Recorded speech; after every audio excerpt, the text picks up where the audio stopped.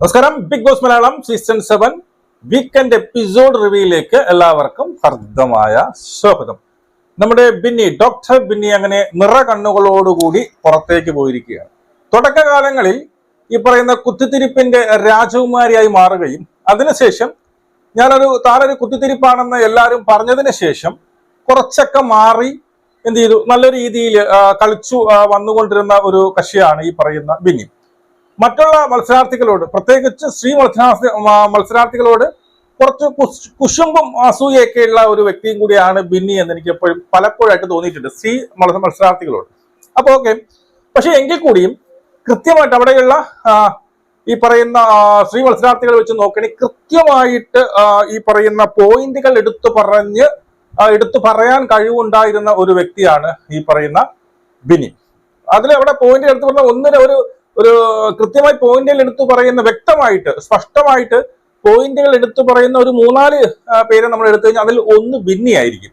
അപ്പൊ ആ രീതിയിൽ വളരെ കൃത്യമായിട്ട് പോയിന്റുകൾ എടുത്തു പറയാൻ സാധിക്കുന്ന കഴിവുള്ള ഒരു വ്യക്തിയായിരുന്നു ബിന്നി.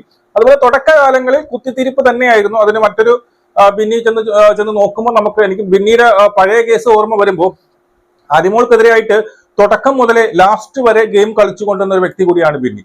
അനിമോൾക്കെതിരെയായിട്ട് ഗൂഢാലോചന നടത്തുമ്പോൾ ആര്യനോട് പറയുന്നുണ്ട്, നിന്നെ ഈ ഒരു ഉദ്ദേശത്തോടു കൂടിയാണ് അവൾ വന്ന് പിടിച്ചത്, എനിക്കും ആ ഒരു ഫീൽ ഉണ്ടായി എന്നടങ്ങുന്ന കുത്തിത്തിരിപ്പ് ഇത് ബിന്നി കാണുന്നുണ്ട്. ഇതാണ് ബിന്നിയുടെ ഏറ്റവും വലിയ കുത്തിത്തിരിപ്പ്, മനസ്സിലായോ? അതായത് ഈ പറയുന്ന അനിമോൾ വന്ന് പിടിച്ചത് മറ്റൊരർത്ഥത്തിലാണ് എന്ന് ഒരു ഒരു സ്ത്രീക്കെതിരെയാണ് ബിന്നി അത് പറഞ്ഞത് എന്ന് ഈ പറയുന്ന ബിന്നി മറന്നുപോയി. അതുകൊണ്ടാണ് ഞാൻ പറയുന്നത്, സ്ത്രീ മത്സരാർത്ഥികളോട്, പ്രത്യേകിച്ച് അനിമോളോട് തുടക്കം മുതൽ ഇതുവരെ ഒരു അസൂയയും കുശുമ്പും ഒക്കെ വെച്ച് പുലർത്തി പോന്നിരുന്ന ഒരു മത്സരാർത്ഥിയാണ് ബിന്നി. അതിന് ഉത്തമ ഉദാഹരണം അവസാനത്തെ ഏറ്റവും അവസാനത്തെ ടാസ്ക് പറയുകയാണെങ്കിൽ എല്ലാ ഉടനീളം നോക്കിക്കഴിഞ്ഞാൽ ബിന്നിയിൽ നിന്ന് ആ ഒരു പ്രവണത നമുക്ക് കാണാൻ സാധിക്കും. ഏറ്റവും അവസാനം ഈ പറയുന്ന സർക്കസ് കൂടാരോ ആ ഒരു ടാസ്കിൽ അനിമോൾ നല്ല രീതിയിൽ പെർഫോമൻസ് ചെയ്തു എന്ന് ബിന്നിക്കറിയാം. എങ്കിൽ കൂടി അത് തുറന്ന് സമ്മതിക്കാനുള്ള ഒരു മടി ബിന്നിയിൽ നിന്ന് കാണാൻ സാധിച്ചു. അതായത് ഇത് കുറച്ച് ഓവർ ആവാനുള്ള ഈ പറയുന്ന ടാസ്ക് ആണ്, അത് നീ കുറച്ച് ഓവറായി, പിന്നെ എങ്കിലും നീ ചെയ്തത് കൊള്ളാമായിരുന്നു, പിന്നെ നിനക്ക് ആപ്റ്റായിട്ടുള്ള സാധനമാണ് കിട്ടിയത്, അതായത് നിനക്ക് ആപ്റ്റായിട്ടുള്ള ഒരു സാധനം കിട്ടിയത് കൊണ്ട് നീ നല്ല രീതിയിൽ പെർഫോം ചെയ്തു എന്ന് പറയുകയും അവിടെ ഒരു കോയിൻ മാത്രം ഈ പറയുന്ന അനിമോൾക്ക് ഒരു കോയിൻ മാത്രം കൊടുക്കുകയൊക്കെ ചെയ്ത ആ പ്രവൃത്തികളിൽ നിന്നൊക്കെ ബിന്നി എന്ന് പറഞ്ഞാൽ വളരെ കുശുമ്പും ഈ പറയുന്ന അസൂയൊക്കെ പ്രത്യേകിച്ച് അനിമോളോട് പിന്നീട് പുലർത്തിയിരുന്നു എന്ന് നമുക്ക് മനസ്സിലാക്കാൻ സാധിക്കും. അതുപോലെ ലാലേട്ടനെ ഇന്ന് പുറത്തായപ്പോൾ ലാലേട്ടൻ പറയുന്നുണ്ട്, വലിയ ഗ്രൂപ്പിലൊന്നും ചേരാത്ത, സത്യമാണ്, വലുതായിട്ട് ഗ്രൂപ്പിലൊന്നും അടിമയായിട്ടൊന്നും കിടന്നതായിട്ട് നമ്മൾ കാണുന്ന എല്ലാ ഗ്രൂപ്പിലുണ്ട്. ഏറ്റവും കൂടുതൽ ഗ്രൂപ്പിൽ ഉണ്ടായിരുന്നത് തുടക്കകാലങ്ങളിൽ അക്ബറിന്റെ ഗ്രൂപ്പിലാണ്. അത് കുത്തിത്തിരിപ്പിന്, അതായത് എതിർഭാഗത്ത് നിൽക്കുന്ന കക്ഷികളെ, അതായത് അനിമോടടങ്ങുന്ന എതിർ ഭാഗത്ത് നിൽക്കുന്നവരെ തോൽപ്പിക്കുക എന്നൊരു ഉദ്ദേശത്തോടു കൂടിയാണ് എന്ത് ചെയ്തു, അക്ബറിന്റെയും ഈ ജിസയില് ഈ പറയുന്ന ആര്യൻ അവരോടൊപ്പം ചേർന്ന് ഫുൾ നെഗറ്റീവ് ആയിരുന്നു. അതിനുശേഷം ആര്യനും ജിസയിലും അതിനായിട്ട് കളിച്ചു തുടങ്ങിയപ്പോഴാണ് കുറച്ച് പോസിറ്റീവായിട്ട് വന്നു തുടങ്ങിയത്. അതിനു മുമ്പൊക്കെ തെറ്റിന്റെ ഭാഗത്ത് നിൽക്കുന്ന ഒരാളായിരുന്നു ബിന്നി. പിന്നെ അതിനുശേഷം ഈ സത്യം പറഞ്ഞാൽ ഇത് അവരൊരു ഭാഗ്യത്തിന്റെ പിൻബലവും കൂടി ഉണ്ടായിരുന്നു ബിന്നി ഇതുവരെ സർവേ ചെയ്ത് പോകാനുള്ള കാരണം. അവസാനം ക്യാപ്റ്റൻസിയും കൂടി കിട്ടി. കഴിഞ്ഞ ആഴ്ച ബിന്നിക്ക് നല്ല ഭാഗ്യത്തിന്റെ ദിവസമായിരുന്നു ക്യാപ്റ്റൻസി, അങ്ങനെ കുറെ കാര്യങ്ങളെ കിട്ടി. അപ്പൊ എന്തായാലും ബിന്നി അങ്ങനെ പുറത്തു പോയിരിക്കുന്നു, നിറകണ്ണുകളോടാണ് പുറത്തു പോയത്. എന്തായാലും സാബു മോൻ പറഞ്ഞതുപോലെ എന്റെ ഓപ്പോസിറ്റ് കിടക്കുന്നവൻ എബിറ്റായി പോകും, അങ്ങനെ ഒരു ശീലം, അങ്ങനെ ഒരു കീഴ്വഴക്കം പണ്ടുണ്ടായിരുന്നു. അതുപോലെ തന്നെ ബിന്നി പുറത്തായി, കരഞ്ഞുകൊണ്ടാണ് പോയത്. എനിക്ക് രണ്ടാമത് അതിനകത്ത് കയറണോ എന്ന് ചോദിക്കുമ്പോൾ വേണ്ട, അവരെ കണ്ടു കഴിഞ്ഞാൽ ഞാൻ വീണ്ടും പൊട്ടിക്കരഞ്ഞു പോകുമെന്ന് ബിന്നി പറയുന്നു. അതുപോലെ ഏറ്റവും കൂടുതൽ ഇഷ്ടപ്പെട്ടത് ആരെയും ചോദിക്കില്ലെങ്കിൽ മിസ് ചെയ്യുന്നത് ആരെയെന്ന് ചോദിക്കുമ്പോൾ അത് നെവിനെയാണ് എന്നും ബിന്നി പറയുന്നുണ്ട്. നെവിൻ അവിടെ കിടന്ന് പൊട്ടിക്കരയുന്നുണ്ട്. ഇതൊക്കെ നമ്മൾ എത്ര കണ്ടതല്ലേ. ഓക്കെ, അതെന്തോ ആയിക്കോട്ടെ, അങ്ങനെ ബിന്നി ഇറങ്ങിയിട്ടുണ്ട്. പിന്നെ ഇന്നത്തെ എപ്പിസോഡിനെ കുറിച്ച് പറയുകയാണെങ്കിൽ ഇന്ന് വലുതായിട്ടൊന്നും എപ്പിസോഡിനകത്ത് പറയാൻ വേണ്ടിയിട്ടില്ലായിരുന്നു. ഇന്നും ഈ പറയുന്ന അനീഷിനെ പിടിച്ചു നിർത്തി പല കാര്യങ്ങളും, അനീഷിന്റെ പല കള്ളങ്ങളും ഇന്നും ഈ പറയുന്ന ലാലേട്ടൻ പൊളിച്ചെടുക്കാൻ വേണ്ടിയിട്ട് ശ്രമിക്കുന്നുണ്ട്. പല കാര്യങ്ങളും എന്നുവെച്ചാൽ അനീഷിന്റെ ഇപ്പൊ ഓരോ കാര്യങ്ങൾ, ഇന്ന് തന്നെ 1-2 കാര്യങ്ങൾ അനീഷിന്റെ കേസ് എടുത്തിട്ടിട്ടുണ്ട്. ഈ ക്യാമറ സ്പേസിന്റെ കേസ്, പിന്നെ വേറെ എന്തോ ഒരു കേസ് മറന്നുപോയി, വേറെ എന്തോ ഒരു കേസിനും ഇതുപോലെ അനീഷിനെ എടുത്ത് ഇടുന്നുണ്ട്. പിന്നെ എനിക്ക് തോന്നിയത് ഈ പറയുന്ന ഈ അനിമോൾ ഈ പറയുന്ന ആദില നൂറ ഇവരുടെ അവർക്കെതിരായിട്ടും അറിഞ്ഞുകൊണ്ട് അല്ലെങ്കിൽ മനഃപൂർവ്വം ഒരു കൊട്ട് കൊടുത്തതുപോലെ എനിക്ക് തോന്നി. അതായത് പറയാൻ കാരണം ഇപ്പം ലാലേട്ടൻ പറഞ്ഞ എന്താണ്, ലാലേട്ടൻ പറഞ്ഞ നിങ്ങൾ 3 പേരും കൂടി എന്തിനാണ് അതിനകത്ത് പോകുന്നത് എന്നാണ് ക്വസ്റ്റ്യൻ. ശ്രദ്ധിച്ച് കേൾക്കണം, നിങ്ങൾ 3 പേരും കൂടി എന്തിനാണ് അകത്ത് കയറുന്നത്? ഒരാളോ രണ്ടാളോ സഹായിക്കാൻ വേണ്ടി കയറാം, പക്ഷെ നിങ്ങൾ 3 പേരും കൂടി എന്തിനാണ് പോയത് എന്ന് ചോദിക്കുമ്പോഴാണ് അനിമോൾ അവിടെ നിന്ന് പറയുന്നത് അതെപ്പോ എന്നിങ്ങനെ പറയുന്നത്.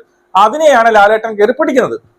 അതെന്താ, പിന്നെ നിങ്ങൾക്ക് അറിഞ്ഞൂടെ ഈ ആഴ്ച പോലും നിങ്ങളുടെ വാണിംഗ് തന്നില്ലേ എന്ന് ചോദിക്കും. യഥാർത്ഥത്തിൽ അനിമോൾ ചോദിച്ചു നമ്മൾ 3 പേരായിട്ട് എന്നാണ് കയറിയത് എന്നാണ് അനിമോൾ അവിടെ അത് എപ്പോഴും ചോദിച്ചത്. 2 പേരായിട്ട് കയറിയപ്പോഴാണ് വാണിംഗ് കൊടുത്തത്. അതായത് നൂറയും അനിമോളുമായിട്ട് അതിനകത്ത് കയറി, അതുപോലെ കയറി ഒന്നും ചെയ്തില്ല, കയറി ഉടനെ അവർ വാണിംഗ് കൊടുത്തു. അവർ കയറിയത് മറ്റൊരു ആവശ്യമാണ്, അതായത് ബാത്റൂമിൽ നിന്ന് വെള്ളം അവരുടെ ഡ്രസ്സിംഗ് റൂമിലോട്ട് വരുന്നുണ്ട്. അത് അന്ന് ലൈവിൽ എടുത്ത് കാണിച്ചിട്ടുണ്ട്. അത് ക്ലീൻ ആക്കാൻ വേണ്ടിയിട്ടാണ് കയറിയത്. അതുകൊണ്ടാണ് എന്ത് ചെയ്തത്, അനിമോൾ ഇത് എപ്പോ എന്ന് ചോദിച്ചത്. അതിനെ കയറി പിടിച്ച് മനഃപൂർവ്വം എന്താണ് വഴക്ക് പറയാൻ വേണ്ടിയിട്ട് ഒരു സംഭവം ഉണ്ടാക്കിയതായിട്ടാണ് എനിക്ക് തോന്നിയത്. അപ്പം നിങ്ങളുടെ ഇന്ന് വഴക്ക് പറഞ്ഞു, ഈ ആഴ്ച വഴക്ക് പറഞ്ഞില്ലെന്ന് ചോദിക്കും, ഈ ആഴ്ച വഴക്ക് പറഞ്ഞു. അപ്പൊ പിന്നെ എന്തിനാ അങ്ങനെ പറഞ്ഞത്? നിങ്ങൾ എന്നാണോ പറഞ്ഞത് അന്ന് തന്നെയാണ് എന്ന് വീണ്ടും അവർക്ക് തിരിച്ചൊന്നും പറയാനുള്ള ഒരു സ്പേസ് കൊടുക്കാതെ അടിച്ചിരുത്തുകയാണ് ചെയ്തത്. സത്യം പറഞ്ഞ് നിങ്ങൾ മനസ്സിലാക്കണം, ലാലേട്ടൻ ചോദിച്ചു നിങ്ങൾ 3 പേരും കൂടി ഒരുമിച്ച് എന്തിനാ കയറുന്നത് എന്നാണ് ചോദിച്ചത്. 2 പേർക്ക് കയറാം. അപ്പൊ അത് ആ ഒരു കോൺവെർസേഷൻ, ആ ഒരു വഴക്ക് കേട്ട് അങ്ങനെ ചെയ്യാൻ പാടില്ല എന്നൊരു സാധനം കേട്ടപ്പോ അത് മനഃപൂർവ്വം അല്ലേ എന്ന് തോന്നി. പലരെയും ഇതിനകത്ത് രക്ഷപ്പെടുത്താൻ വേണ്ടിയിട്ട് മറ്റാരെയോ കൊണ്ടുവരാൻ വേണ്ടിയിട്ട് ശ്രമിക്കുന്നതായിട്ട് എനിക്ക് തോന്നുന്നുണ്ട്. ഞാൻ പ്രത്യേകിച്ച് തുറന്നു പറയുകയാണെങ്കിൽ ആര്യൻ എന്ന് പറയുന്ന ഒരു വ്യക്തിയെ നല്ല രീതിയിൽ ബൂസ്റ്റ് ചെയ്യുന്നതായിട്ട് നമ്മൾ 1-2 ആഴ്ച കൊണ്ട് കഥ എന്തുകൊണ്ടാണെന്ന് നമുക്ക് മനസ്സിലാവുന്നില്ല. ആര്യന്റെ എല്ലാ കുറ്റങ്ങളും മറച്ചു വെക്കുന്നു, ആര്യന്റെ കുറ്റങ്ങളെല്ലാം എന്ത് ചെയ്യുന്നു, തമാശവൽക്കരിക്കുന്നു, അതെല്ലാം കുറച്ചു കാണുന്നു. മറ്റുള്ളവരുടെ കുറ്റങ്ങൾ, അതിൽ ഈ പറയുന്ന ഷാനവാസ് ഒന്ന് കൈ പൊക്കിയാൽ തന്നെ അതൊരു മഹാ അപരാധമായി പറയുന്നു.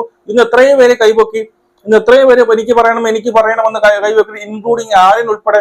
അപ്പോഴൊന്നും ലാലേട്ടന് ആ ഒരു ദേഷ്യം കണ്ടില്ല. അപ്പൊ ഈ ഒരു ത്രിമൂർത്തികളായി നിൽക്കുന്നു, അതായത് കപ്പടിക്കാൻ ഏറ്റവും ചാൻസ് കൂടുതലായിട്ടുള്ള അത് അനിമോൾ ആകട്ടെ, അനീഷ് ആയിക്കോട്ടെ, ഈ പറയുന്ന ഷാനവാസ് ആയിക്കോട്ടെ, ഇവർക്കെല്ലാം ഇട്ട് ഓരോ കൊട്ട് മനഃപൂർവ്വം എന്ന് വെച്ചാൽ അനീഷിന് കൊട്ട് കൊടുക്കേണ്ട സാഹചര്യങ്ങൾ ഉണ്ടായിരുന്നു ഒരുപാട്.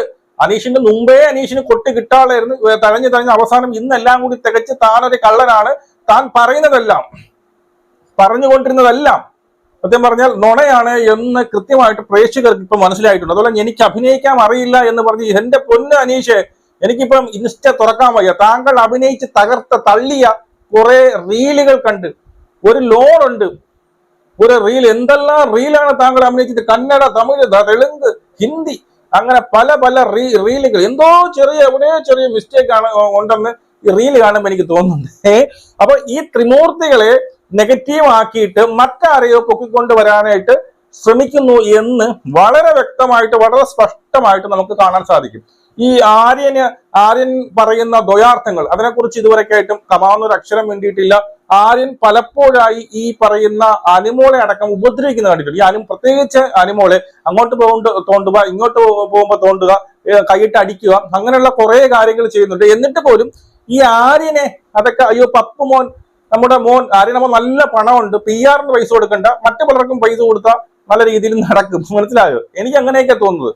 നമ്മള് വഴക്ക് പറയുമ്പോൾ അവന്റെയിലും കുറ്റങ്ങളുണ്ട്. അവൻ കുറ്റങ്ങൾ ഒന്നും ചെയ്തിട്ടില്ല എന്ന് പറയരുത്. അവൻ പറയുന്നതൊക്കെ തമാശവൽക്കരിച്ച് കളയരുത്. മനുഷ്യരെന്നും അല്ലെങ്കിൽ കണ്ടുകൊണ്ടിരിക്കുന്ന പ്രേക്ഷകരൊന്നും മണ്ടന്മാരല്ല എന്ന് നിങ്ങൾ മനസ്സിലാക്കുക. അപ്പൊ അങ്ങനെ ഒരു ഫേവറിറ്റിസം കാണിക്കുന്നതായിട്ട് എനിക്ക് വളരെ വ്യക്തമായിട്ട് തോന്നുന്നുണ്ട്. അത് ഇന്ന് മാത്രമല്ല, ഒരു 2-3 ആഴ്ചയായിട്ട് കാണാൻ അതിന്റെ ഫലം ആര്യന് കിട്ടുന്നുമുണ്ട്.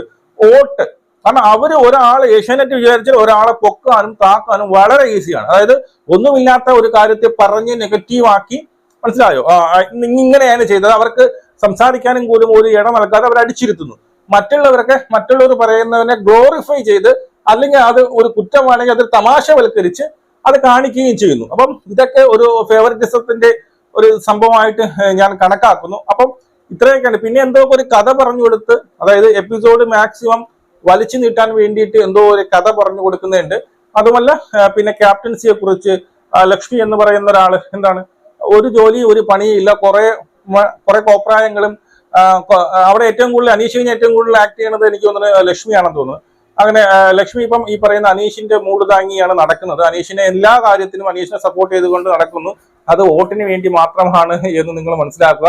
അപ്പൊ എന്തായാലും ഈ ഒരു ആഴ്ച കൊണ്ട് സംഭവിച്ചത് ഏറ്റവും 1-2 കാര്യങ്ങളുണ്ട്.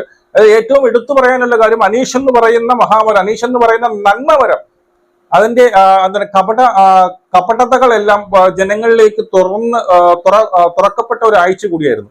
ഈ അനീഷ് പറഞ്ഞതെല്ലാം കള്ളമാണ്, പലതും ഇവൻ ആക്ട് ആണ് ചെയ്യുന്നത് എന്നൊക്കെ പ്രേക്ഷകരെ മനസ്സിലാക്കി കൊടുക്കാൻ വേണ്ടിയിട്ട് ഈ പറയുന്ന ലാലേട്ടനും അവർക്കൊക്കെ കഴിഞ്ഞിട്ടുണ്ട് എന്നുള്ളത്. ഞാൻ കള്ളമാണോ പറഞ്ഞതെന്ന് എന്താണ് സ്വയം സമ്മതിക്കേണ്ട ഒരു അവസ്ഥയിലേക്ക് അനീഷിനെ കൊണ്ടെത്തിച്ചത് സത്യം പറഞ്ഞാൽ ഈ ഒരു എപ്പിസോഡിന്. അത് തന്നെ ഇപ്പൊ നമ്മൾ വോട്ടിംഗ് നോക്കിയാൽ നല്ല രീതിയിൽ അനീഷിന്റെ ആ ഒരു പ്രകടനം, കാരണം നിങ്ങൾ വിചാരിക്കും പോലെ അവനൊരു എന്താണ് ഈ പറയുന്ന കോമണറോ സാധാരണക്കാരനോ ഒന്നുമല്ല. അവിടെ ഉള്ളവരിലേയും കാട്ടി നല്ല പണവും കാശും എല്ലാം ഉള്ള ഒരു വ്യക്തി തന്നെയാണ്. ഒരിക്കലും അനീഷ് ഒരു കോമണർ അല്ല. എന്നെയും കാട്ടി സാവുമോൻ കോമണർ ആണെന്ന് പറയും. എന്താണ് ഇതാണ് ഇത്രയും ഇന്നത്തെ എപ്പിസോഡിൽ പറയാം. വേറെ പ്രത്യേകിച്ചൊന്നും എനിക്ക് ഓർമ്മയില്ലെന്ന് പറഞ്ഞാൽ അങ്ങനെ പ്രത്യേകിച്ചൊന്നും നടന്നിട്ടില്ല എന്നുള്ളതാണ്.